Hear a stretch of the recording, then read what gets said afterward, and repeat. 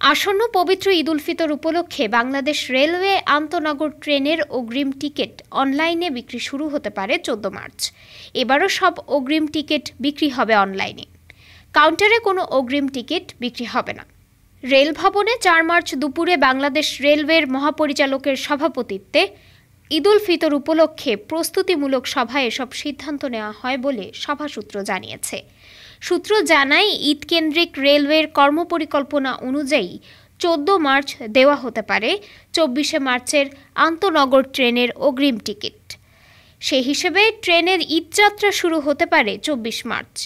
ঈদে বেশ কয়েকটি রুটে বিশেষ ট্রেন চালানো হতে পারে, তবে কয়েকটি বিশেষ ট্রেন চলবে তা এখনও চূড়ান্ত হয়নি।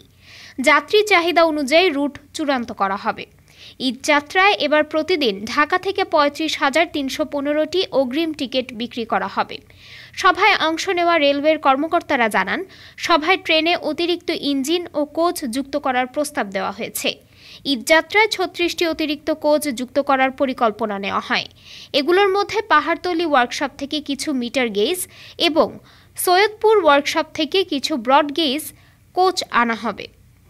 রেলওয়ের মহাপরিচালক মোহাম্মদ আফজাল হোসেন জানান, 9 মার্চ রেলপথ মন্ত্রণালয়ের উপদেষ্টার সভাপতিত্বে আরেকটি সভা হবে, সেখানেই বিস্তারিত জানানো হবে। ডেস্ক রিপোর্ট, আজ বার্তা, ঢাকা।